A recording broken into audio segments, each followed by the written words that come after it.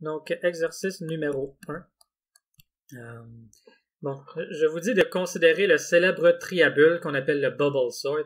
Vous l'avez peut-être déjà vu dans votre carrière d'étudiant ou d'étudiante.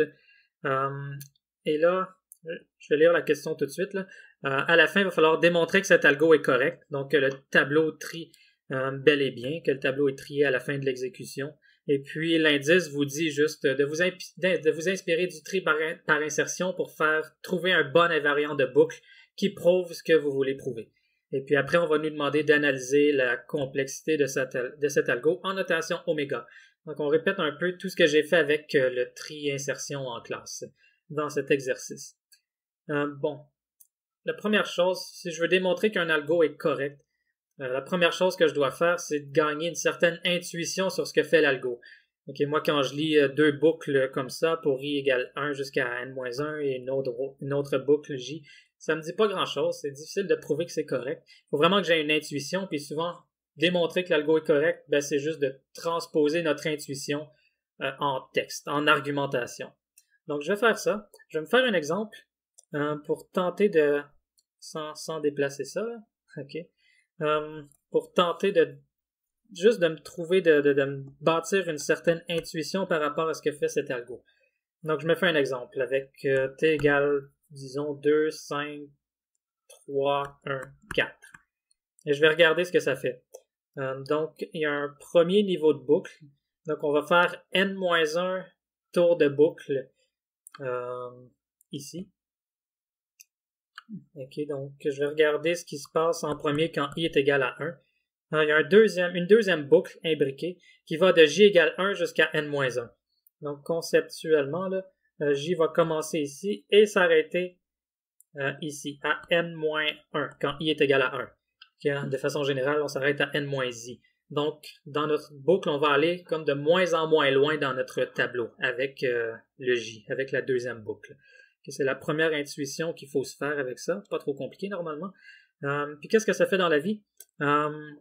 Pour chaque j, ça va vérifier si t de j est plus grand que t de j plus 1. Et puis, si oui, ça va les échanger.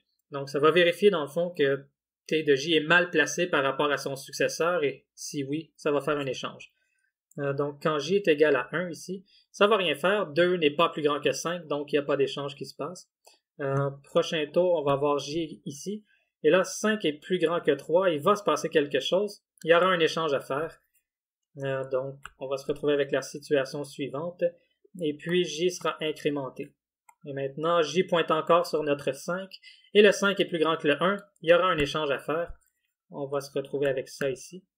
Et puis, finalement, on atteint le dernier tour de boucle avec j égale n-1.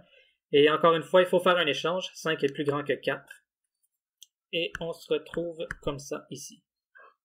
OK. En fait, vous voyez, la première intuition que j'ai gagnée, c'est que ça a placé le maximum à la fin du tableau. OK. Vous pouvez raisonner que ça va toujours faire ça. C'est-à-dire le J, il parcourt de gauche à droite et quand il trouve le max, en fait, ben, il le prend et puis il le traîne. OK.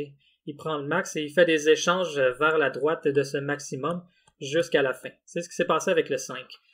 Donc, je pourrais déjà argumenter que après la première itération, cet algo place le maximum du tableau à la fin.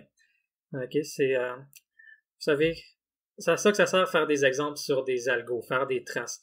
C'est bien beau de suivre ce qui se passe étape par étape, mais il faut aussi garder en tête qu'on est en train d'essayer de se bâtir une intuition sur ce que fait l'algo, et on garde en tête qu'on veut montrer que c'est correct. Donc, en gardant ça en tête, on a l'œil plus ouvert aux observations comme celle que je viens de faire. D'accord. Ben, on peut le voir, là, ce qui va se passer. Si je m'attarde au prochain tour de boucle, en fait, ce 5, je ne vais plus jamais y toucher. Il va rester là pour l'éternité. Parce qu'après, je vais passer à i égale 2. Et puis, ma boucle, là, elle va s'arrêter à n-2 ici. OK, j va s'arrêter là. Donc, ce 5, il ne sera plus jamais échangé. Donc, le maximum reste à la fin du tableau. Et puis, si je le fais en allant un petit peu plus rapidement, au deuxième tour de boucle, 2 n'est pas plus grand que 3. 3 est plus grand que 1. Il sera échangé. Donc, 1, 3. comme ça. Et 3 ne sera pas échangé avec 4. Bon, là, on a eu de la chance, là, c'est venu, le 4 s'est placé correctement déjà dans le tour de boucle précédent. Puis en plus, on vient de placer le 3 correctement. OK, mais ça sera pas toujours vrai. En fait, la seule chose qu'on peut garantir, c'est que le deuxième maximum, ou enfin, en général, c'est que la deuxième plus grande valeur va s'être placée à l'avant-dernière position. Avec quand i est égal à 2. OK, puis je vais arrêter ma trace ici. En fait, moi, j'ai gagné assez d'intuition pour comprendre ce qui se passe et même formuler mon invariant de boucle pour démontrer que c'est correct. Ce que ça me permet d'observer, là, c'est que je pourrais avoir... Je vais essayer de laisser ça ici, faire un petit zoom out. Okay. Ça me permet de formuler l'invariant de boucle suivant. C'est qu'après l'itération i, et bien vers la fin du tableau, j'ai que t de n-i jusqu'à n est trié. OK. Mais non seulement ça, non seulement la fin va être triée, mais et tout ce qu'il y a dans t de n-i jusqu'à n, tout ce qu'il y a vers la fin, ça va être plus grand que le reste. C'est-à-dire, j'ai trié la fin et puis j'ai placé tous mes maximums dans l'ordre. OK, donc j'écrivais ça comme ça, disons. Et t de k est plus grand que t de k' pour tout k qui est plus grand ou égal à n-i et k' plus petit que n-i. OK. Et k est plus grand ou égal à 1, k' est plus grand ou égal à 1, et les deux c'est plus petit que n. OK, je ne l'écris pas. Mais ça serait ça mon invariant de boucle. OK, puis je vais pas aller dans le détail. Je suis convaincu qu'à ce point-ci, vous seriez capable de démontrer cet invariant. C'est-à-dire qu'après le premier tour de boucle, on a placé le maximum à la fin. En fait, on pourrait juste le dire en une phrase comme je viens de le faire. Et puis, en sachant cela, qu'après le ième tour de boucle, sachant que les n-i plus 1 maximum, plus grande valeur se retrouve à la fin du tableau, que dans cette itération, on va placer la n-ième plus grande valeur ou la ième plus grande valeur juste avant. Okay? Donc, je l'ai juste argumenté verbalement. L'idée, c'est de vous donner les bases de comment faire cet exercice. Mais vous pourriez juste écrire ce que je viens de raconter et ce serait correct, ce serait suffisamment convaincant. En fait, une fois qu'on a posé l'invariant de boucle, souvent, on le voit que ça fonctionne. Okay? Puis après, il faut juste argumenter un petit peu. Okay? Donc, je ne vous l'écris pas dans le détail, je vais le faire dans le solutionnaire si ça vous intéresse. Le solutionnaire, quand j'aurai le temps de le faire à mon retour la semaine prochaine. Mais sinon, j'ose croire que vous avez compris l'idée. La base, là, c'est le principe, c'est de gagner une intuition sur l'algo pour former notre invariant de boucle. Comment est-ce que nous, on se convainc que ça fonctionne? Bien, on fait juste transposer ça en invariant. OK, donc je ne vais pas plus loin avec cet exercice. OK, donc je vous laisse le reste à faire en exercice. Maintenant, je vais vous poser la question, bien, c'est quoi la complexité de cet algo? OK, et ici, il n'y a pas vraiment de subtilité, là. C'est relativement facile à analyser. Je vais effacer un peu tout ça. Pour la complexité,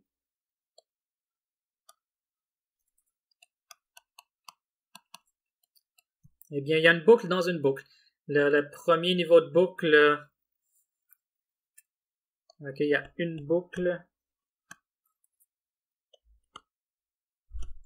qui va de 1 jusqu'à n. Et j'ai une sous-boucle, une boucle imbriquée si vous préférez.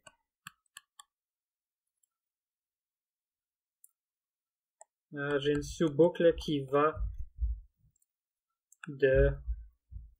toujours de n, de 1 jusqu'à n-i. Et ça, c'est toujours.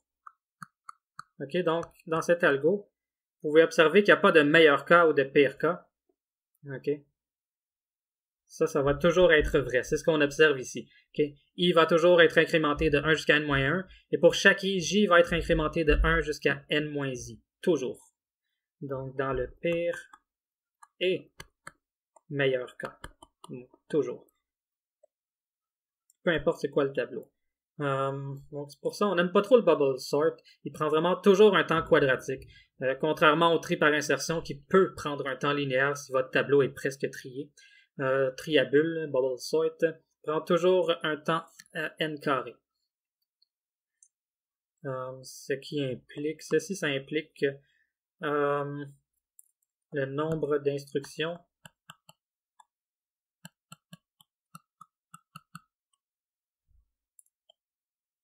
ça sera à une constante près.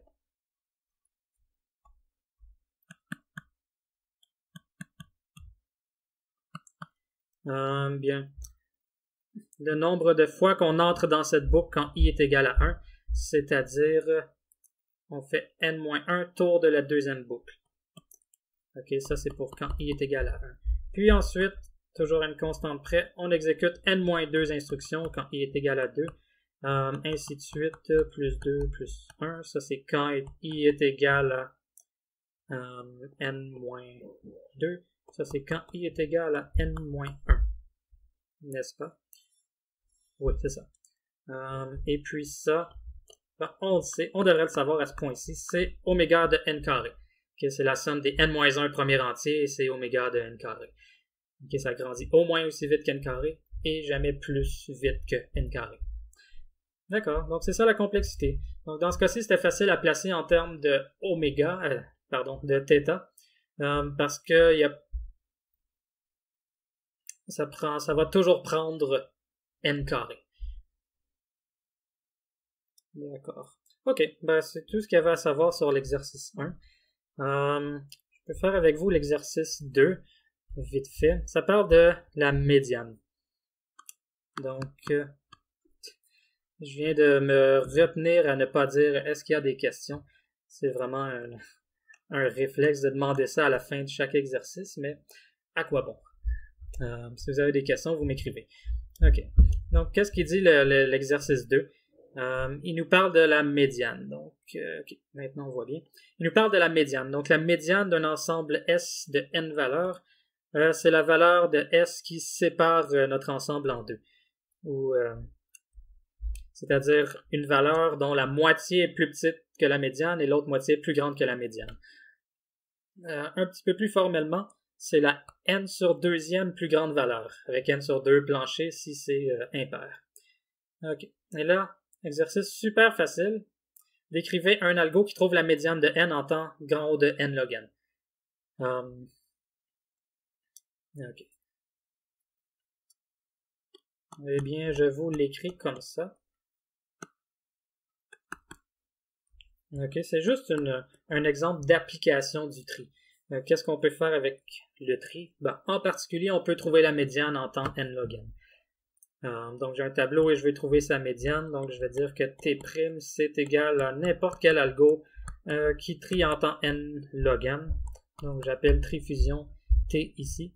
Et puis, je retourne T' de n sur 2, valeur plancher. En fait, si vous écrivez en C++ ou en quelconque langage, vous n'avez même pas besoin de mettre les planchers, parce que par défaut, c'est la division entière qui s'applique. Mais voilà, voici comment on trouve une médiane en temps n log n. Ok, donc je ne vais pas plus loin avec ça. Ça devrait être facile.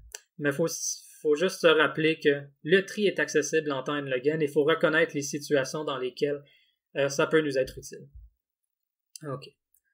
Puis ensuite, je demande, bon, bien que ce ne soit pas si simple, il est possible de trouver la médiane en temps linéaire. N'essayez pas ça. C'est un algo relativement complexe, surtout à analyser. Ça a pris quelques années de recherche avant de faire ça, mais c'est possible en fait. On peut trouver la médiane d'un tableau, la n sur deuxième plus grande valeur, en temps linéaire. J'aimerais en parler dans la session, si j'ai le temps. Mais bon, on va prendre cet algo mystérieux comme boîte noire, donc on va se dire qu'on est capable de trouver la médiane en temps linéaire. Et maintenant, je dis montrer que ceci implique qu'on peut implémenter Quicksort en temps grand O de n log n dans le pire cas. Si vous vous rappelez de Quicksort, le pire cas c'est n carré. Mais ce que je dis ici, c'est que si on a accès à trouver médiane en temps linéaire, bien Quicksort peut prendre un temps n log n. Ok, je vais donner l'idée ici. En fait, tout ce que j'aurais à faire avec Quicksort, c'est de choisir... Ok, je vais l'écrire au long. Tout ce que j'aurais à faire avec Quicksort, c'est de dire que le pivot, c'est la médiane de T. Et par définition de la médiane, A, ça va être... Si A, c'est... Ça va être tout ce qui est... je l'écris comme ça, là. Vous permettrez un petit abus de langage. Tous les x tels que x est plus petit ou égal au pivot. Et que B, c'est tous les x qui sont plus grands que le pivot. Ok, il faut que j'exclue le pivot lui-même. Eh bien, je sais que la... Ok, je mets ça en commentaire, là. Je sais que la taille de A, ça va être plus petit ou égal à n sur 2. Et que la taille de B, ça va être plus petit ou égal à n sur 2. Donc, quand je vais faire mes appels, vous savez, mes appels récursifs, je vais appeler Quicksort sur A et puis Quicksort sur B. Vous vous rappelez, c'est ce que Quicksort fait. Il fait des appels récursifs. Eh bien, ces deux appels vont se faire sur des tableaux de taille n sur 2. Ok, puis après, bon, je vais faire la concaténation comme d'habitude, comme le Quicksort normal le fait.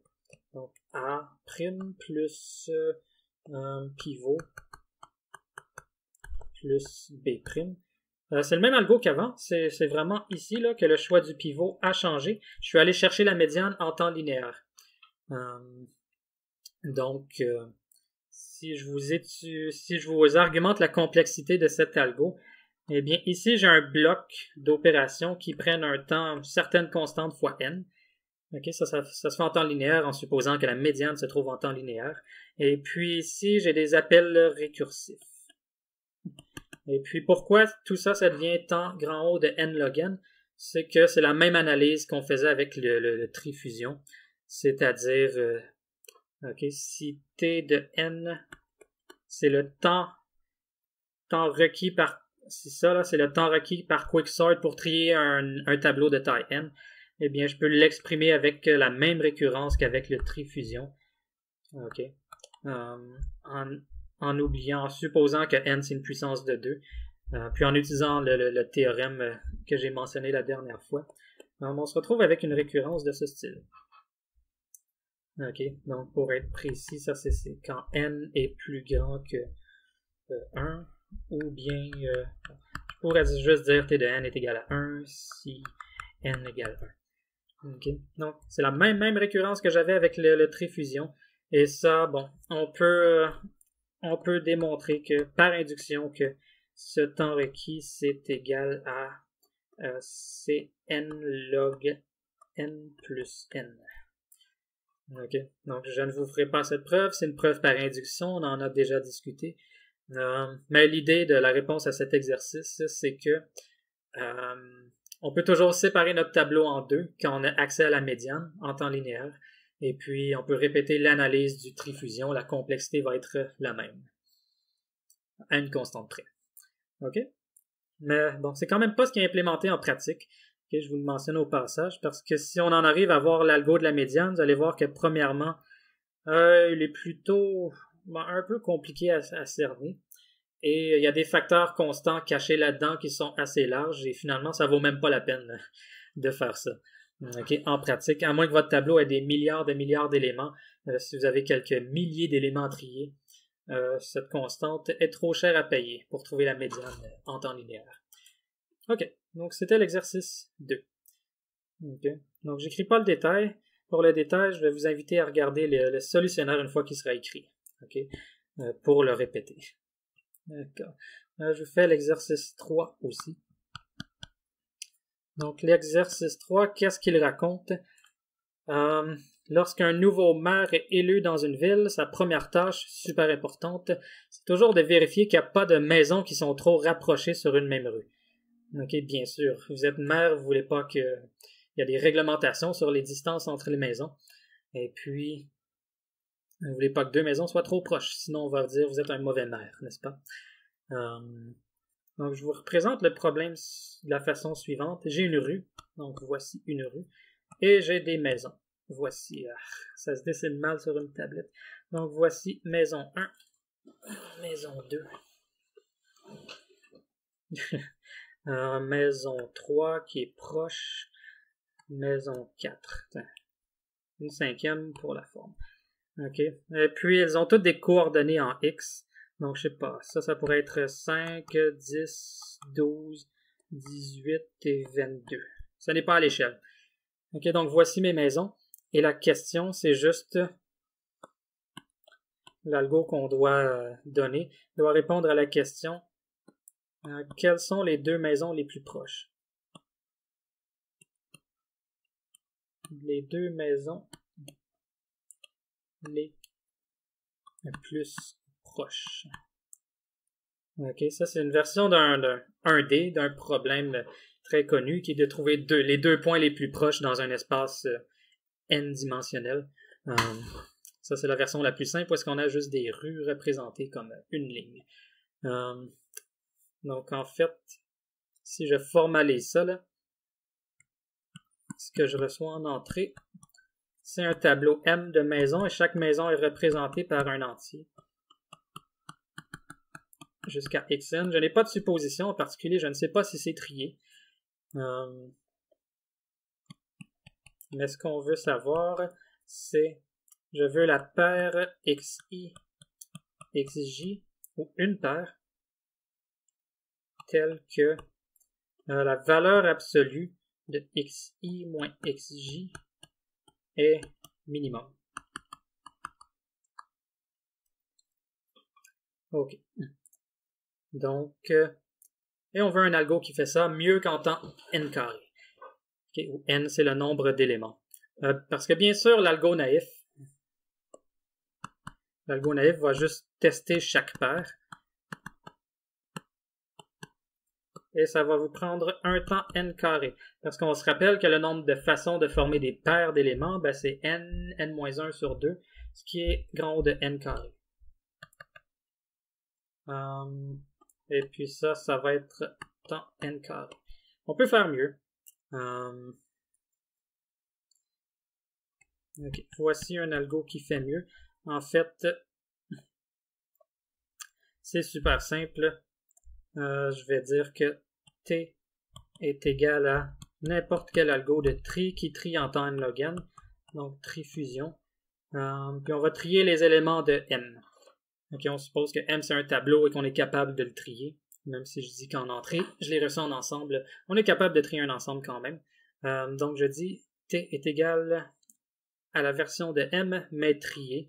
Et puis une fois qu'on a fait ça, super simple, tout ce qu'on a à faire, c'est de passer chaque élément. J'ai pas besoin de regarder le dernier. Ok, je vais me faire de la place ici. Tout ce que je veux, c'est savoir c'est quoi. À quel i. Ah, ok. Je vais avoir besoin de deux variables pour faire ça proprement, donc désolé. Je me libère de la place. Je vais me rappeler de c'est quoi la valeur min que j'ai rencontrée jusqu'à maintenant. Et au début, je vais dire que c'est infini. Et je vais me rappeler de c'est quel i qui a donné lieu au minimum. Et puis, tout ce que j'ai à faire, c'est de parcourir mon tableau linéairement maintenant. Donc, pour i est égal à 1 jusqu'à n-1. Donc, ce que je vais faire ici, c'est trouver les indices dans t qui minimisent la distance. Donc, ce que j'ai à faire, c'est de vérifier si t de i. En fait, je sais que t de i plus 1 sera toujours plus grand ou égal à t de i, puisqu'ils sont triés. Si ça, c'est plus grand que le minimum que j'ai rencontré jusqu'à maintenant, alors mon val min va devenir ce truc, donc ti plus 1 moins t de i Et à la fin, il faudra que je retrouve les indices des XI, parce que c'est ce que j'avais en entrée, auxquels ces TI correspondent. Il y a des façons simples de faire ça, ce n'est pas ma priorité. Pour l'instant, je vais juste trouver les deux maisons les plus proches. Et puis mon IMIN qui a donné lieu à ce minimum, que j'appelle IMIN, je vais me rappeler que c'est I. OK. Donc, une fois que j'ai terminé cette boucle, je sais que IMIN me pointe vers l'indice minimum dans TI. Donc, ce que je vais faire, je vais juste appeler XI. C'est... Je vais juste dire que c'est... Bon, je l'écris informellement, là. C'est l'élément de M que je trouve à la position T de IMIN. OK. Et puis le XJ que je cherchais, c'est l'élément de M à la position T de IMIN plus 1. OK. Et ce que je veux retourner, c'est la paire XI, XJ. Donc XI et XJ. OK, donc ça, je ne m'attarde pas trop là-dessus, mais ça peut se faire en temps linéaire. Il faut juste les deux. Pour retrouver XI, je n'ai qu'à reparcourir M pour trouver où est-ce qu'il a été placé dans T. Mais c'est un détail. L'idée principale dans cet algo, c'est vraiment qu'on utilise un tri en boîte noire ici et que ça nous prend un temps n log n et que, bon, il n'y a rien de tout ça qui va prendre plus que n log n. Donc, l'algo au total est grand O de n log n. Et puis, on a fait mieux que grand O de n carré. OK, en utilisant le tri en boîte noire au début. Donc, il faut apprendre à faire ça. C'est à ça qu'il sert le tri. Il sert à plusieurs autres algos, dont certains que l'on verra pendant la session. OK. Donc, je voudrais finir avec l'exercice 5. C'est le dernier exercice que je vais faire. Peut-être, ouais, c'est le dernier exercice que je vais faire. Pour le reste, je vous invite à regarder le solutionnaire.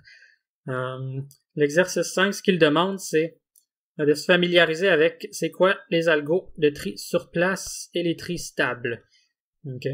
Donc, juste pour vous rappeler, si ça fait longtemps que vous avez vu l'autre vidéo. Donc, ça, c'est l'exercice numéro 5. Sur place, ça veut dire quoi? Pas de tableau auxiliaire. OK, on utilise un nombre constant de variables. Tableau auxiliaire. Et puis stable, c'est que les éléments égaux apparaissent dans le même ordre en entrée et en sortie. Dans le même ordre que l'entrée. OK, ça j'en ai discuté quand je parlais du tri comptage dans l'autre vidéo, si vous n'avez pas vu. Dans le même ordre que l'entrée. OK, là on demande pour chacun des tris qu'on a vus, lesquels sont stables, lesquels sont sur place. Donc, le tri par insertion, lui je l'ai déjà mentionné. OK, je vais réouvrir mes notes de cours. Voici le tri par insertion. Faites juste en jetant un coup d'œil, on devrait le voir. Il n'y a pas de tableau auxiliaire qui se crée. On utilise un nombre constant de variables et ce sont les éléments de T qui se font déplacer. Et c'est ce T qui est modifié directement sur place. Donc cet algo, il est effectivement sur place. Est-ce qu'il est stable? Bon, là, il faut travailler un peu. Il faut se demander si j'ai des éléments égaux dans mon tableau. Par exemple, si mon tableau c'était 2, 3, 2, par exemple. Okay, je ne vais pas vous faire une preuve formelle. Je vais vous faire une preuve par l'exemple. Mais ne faites pas ça en examen ni en devoir, à moins que ce soit demandé. Mais bon, pour ici, preuve par l'exemple. La question c'est, okay, disons que je suis capable de distinguer ce 2 à gauche et ce 2 à droite. Dans la sortie, okay, je sais que T à la sortie va être 2, 2, 3. Mais est-ce que ce 2 correspond à ce 2 et ce 2 correspond à ce 2? C'est ça que ça voudrait dire être stable. Okay, que les deux apparaissent dans le même ordre qu'ils étaient à l'entrée. Okay, qu'ils n'ont pas été déplacés. Que leur ordre relatif a été préservé. Et pour s'en convaincre, je vais appeler ça T'. Pour s'en convaincre, il faut juste regarder ce qui se passe une fois qu'on serait arrivé à ce 2 ici. Parce qu'il y a, il y a ce 3 qui va être décalé. Donc 3 va arriver ici. Et puis le 2, qui est ma val, là, le 2 que je dois insérer, en fait, il va être inséré ici. Et puis la boucle de décalage, elle arrête dès qu'on croise une valeur plus petite ou égale. Ou en fait, on ne fait que décaler ce qui est plus grand. Et c'est ce plus grand qui fait que l'algorithme est stable. Si on avait mis plus grand ou égal, en fait, l'algo fonctionnerait quand même, mais ce 2 ici aurait été décalé aussi, et là, ça ne serait plus stable. Mais puisqu'on a écrit plus grand ici, ça va être stable, en fait. Quand je déplace une valeur, elle ne va pas se placer à la gauche de ses valeurs exactes. Okay, comme le 2 dans cet exemple. Donc, ce 2 va venir se placer ici. Donc, effectivement, il y a toujours cette correspondance qu'on avait entre les deux, et c'est stable. Ok, donc tri par insertion, oui, c'est effectivement stable. J'espère que tout ce que je vous ai dit vous aura convaincu. On peut regarder le tri-fusion de la même façon. Tri-fusion, il n'est pas sur place. Okay, je l'avais argumenté en classe, mais en fait, on le voit immédiatement, là. Il y a un tableau auxiliaire qui se crée, il y a de la mémoire supplémentaire qui sera nécessaire.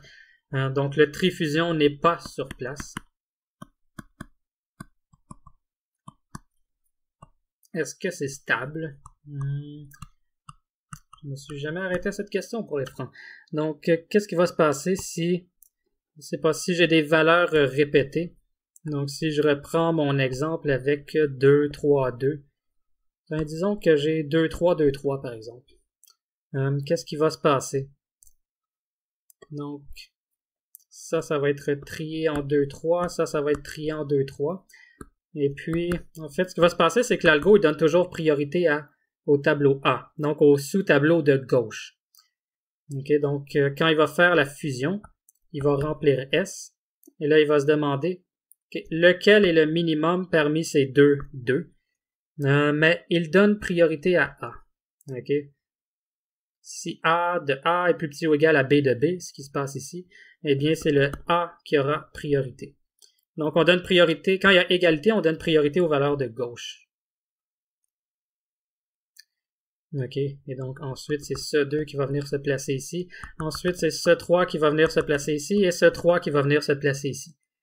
Donc, encore une fois, je ne vous le ferai pas dans le détail, mais on pourrait argumenter par induction que le tri-fusion est stable, et ça nous permet de déduire que l'algo, globalement, est aussi stable. Parce que si les appels récursifs sont stables, lorsque je fais ma fusion, je maintiens cette stabilité, puisque je ne me permets jamais de placer une valeur égale à la gauche d'une autre.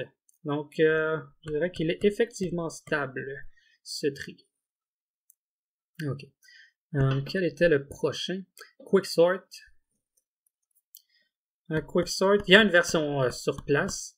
La version qui est dans les notes de cours et que j'ai présentée en classe, ce n'est pas stable. Est-ce que je cherche mes notes de cours? Quicksort, où es-tu? Où es-tu? Le voici, le voilà.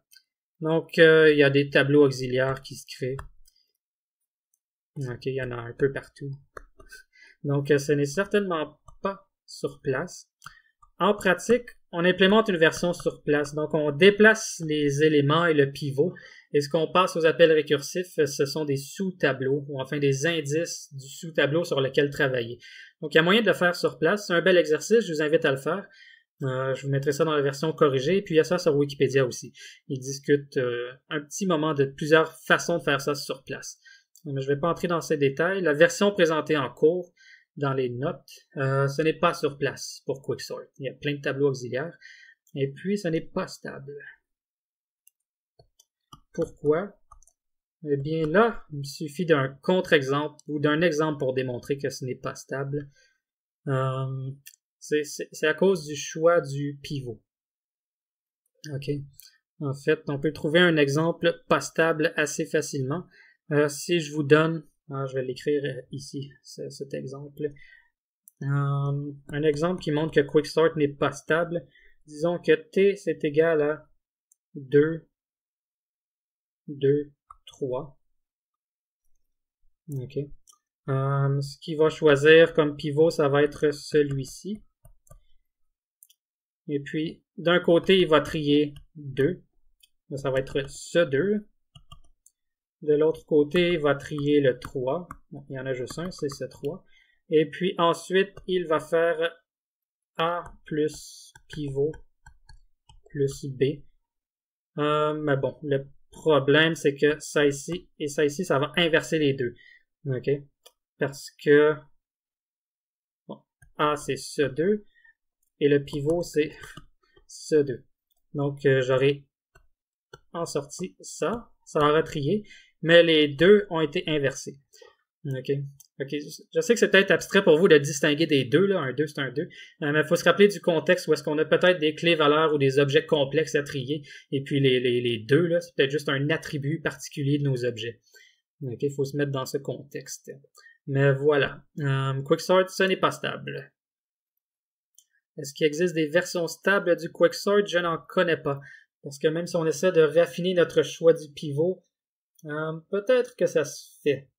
En choisissant d'abord un pivot, on prend sa valeur et on s'assure que l'élément qu'on déplace, c'est le pivot, ou l'élément qui a la même valeur que le pivot, mais le plus à droite. Il y a sûrement moyen de faire attention pour que Quicksort devienne stable, mais par défaut, dans les implémentations habituelles, il ne l'est pas. OK. Sinon, qu'est-ce qu'on demande? Tricomptage. Bon, ça devrait aller rapidement ici. Tricomptage. Okay. Je vais vous le réouvrir pour qu'on voit d'un coup d'œil rapide que ce n'est pas sur place. OK. Tricomptage n'est pas sur place parce que tableau auxiliaire et tableau auxiliaire. Donc, ce n'est pas sur place. Est-ce que c'est stable? Oui. Je ne reviendrai pas là-dessus, mais j'avais argumenté un moment pour dire que c'était stable. Ou en fait, okay, pour être plus précis, cette version ici n'est pas stable. En fait, elle a un problème, c'est-à-dire que, je m'excuse, cette version, la voici. Cette version n'est pas stable. Parce qu'on crée de nouveaux entiers. Et en fait, s'il y a des valeurs égales dans notre tableau à l'origine, elles seront même plus dans le tableau de sortie dans cette version. Donc, c'est clairement pas stable. Mais par contre, cette version, elle est stable. Okay, c'est pour ça qu'on l'avait... c'est pour cette raison particulière que j'en avais parlé. Pour avoir quelque chose de stable et qui réutilise les éléments de T. OK? Comme ici. Donc... je vais dire que la version 1 des notes de cours n'est pas stable. Mais celle qui ajoute une boucle supplémentaire pour calculer les positions destination de chaque valeur, celle-ci, elle est stable. OK. Et puis finalement, ce que la question demande, c'est est-ce que le triradix est stable, est sur place et ou stable? Triradix, le code n'était pas très compliqué, si vous vous rappelez. Où est-ce qu'il est? Le voici, le voilà. Voici le code du triradix. Et puis, en fait, il fait juste des appels à tricomptage. Il fait max pose, appel à tricomptage. Et puisque tricomptage n'est pas sur place, c'est bien, triradix ne sera pas sur place. Il va se créer des tableaux auxiliaires, c'est inévitable. Mais il est stable, parce qu'il ne fait appel qu'à tricomptage, qui lui, à son tour, est stable. OK? Donc, voilà.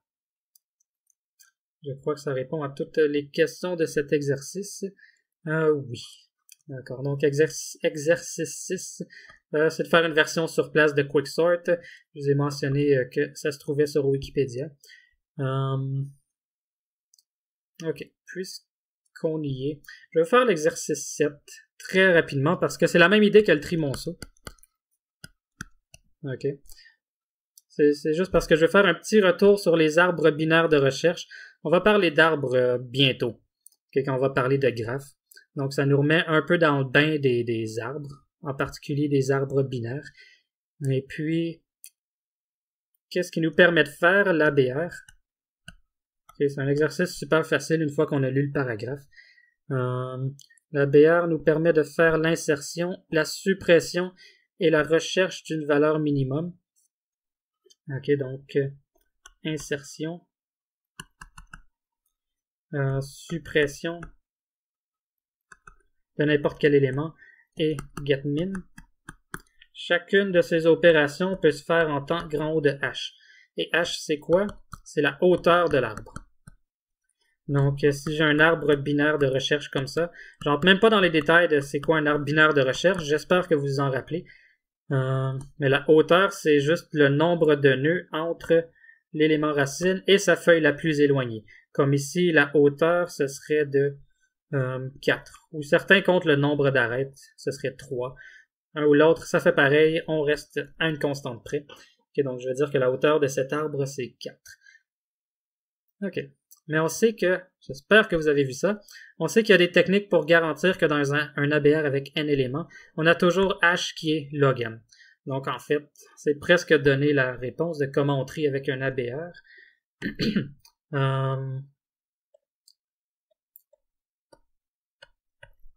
OK.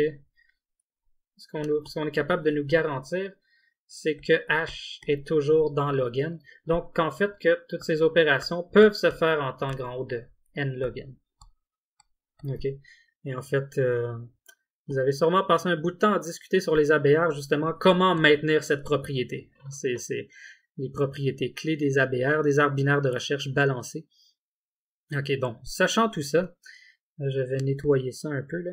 Ce que je viens de raconter, en fait, c'est que toutes ces opérations peuvent se faire en temps log n.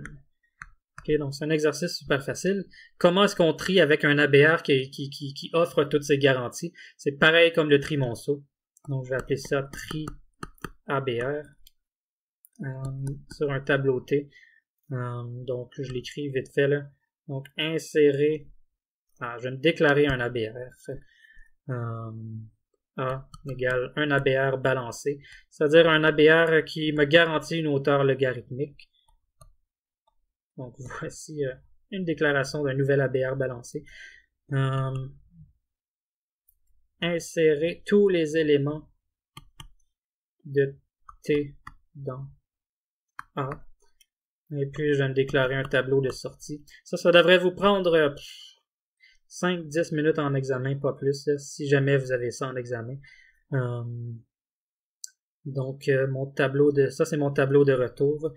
Et, puisque j'ai n valeurs, je vais boucler de 1 jusqu'à n. Et puis, je vais ajouter le minimum à .getMin à mon tableau. Donc, les minimums vont se faire ajouter un après l'autre à la fin du tableau de sortie, donc ce sera trié à la fin.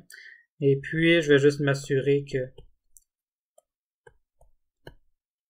je vais supprimer la valeur minimum de A. Donc, je vais supprimer le minimum. Quelque chose comme ça. Okay, c'est pour ça qu'il y a des valeurs égales, donc je vais supposer que supprimer ne supprime qu'une seule occurrence du minimum. C'est tout ce que j'ai à faire. Après, je retourne R. Donc, on fait juste réappliquer ce qu'on a vu avec le tri Monceau. Ça fonctionne aussi bien avec des arbres binaires de recherche dans la mesure où j'ai cette garantie. OK. Je m'arrête ici pour les exercices. Sinon, je m'arrête ici en général pour les vidéos aussi. Donc, à la fin, je dirais juste de quoi vous devez vous rappeler concernant le tri. Faut se rappeler des tris principaux qui ont été présentés, donc savoir qu'il y a le tri insertion et qui prend un temps θ de n carré, qu'il y a le tri fusion qui prend un temps θ de n log n, quicksort, il existe, il prend un temps n carré, mais il est populaire parce qu'en moyenne, il prend un temps n log n, et si on implémente la version sur place, les constantes impliquées sont petites, donc il est bien en pratique. Sinon, il y a les tris en temps linéaire, presque linéaire, mais seulement si vous avez à trier des entiers et que l'entier maximum est petit. Pour ça, on fait appel au tri-comptage. Donc, c'est ça. Si vous devez trier des entiers de 1 jusqu'à 10n, par exemple, prenez le tri-comptage. Ça va vous donner quelque chose en temps linéaire. Et puis, il y a le tri radix. Il faut se rappeler du principe. Donc, si vous mémorisez ces 5 tris-là, mais ça va aller. Mais surtout, mémorisez juste comment on a argumenté parfois vite fait, parfois informellement, mais comment est-ce qu'on fait pour argumenter qu'un algo a une complexité grand O ou oméga de temps? Okay, on va aller de plus en plus rapidement dans nos analyses de complexité maintenant qu'on est à l'aise. Donc, j'espère que ces cas d'étude du tri vous auront familiarisé avec un peu tout ça. Quoi d'autre? Il faut se rappeler de c'est quoi un tri sur place et de c'est quoi un tri stable. D'accord, et je dirais qu'avec ça, vous avez toutes les connaissances nécessaires. Donc, vous devriez être prêt à tout genre de questionnement. Ah non, dernière chose, il faut surtout savoir reconnaître les situations dans lesquelles un tri peut être utile pour accélérer le temps de votre algorithme. Si vous avez un algo naïf, je sais pas, n cube, mais que si votre liste était triée, ça vous prendrait un temps n log n, bien, prenez le temps de faire du pre-processing, du pré-traitement pour faire un tri. Oui, c'est une notion importante, sinon la plus importante. Savoir quand appliquer le tri pour accélérer des algos. OK. C'est tout ce que j'avais à dire. Je vous laisse là-dessus et on se revoit en personne très bientôt. Ciao.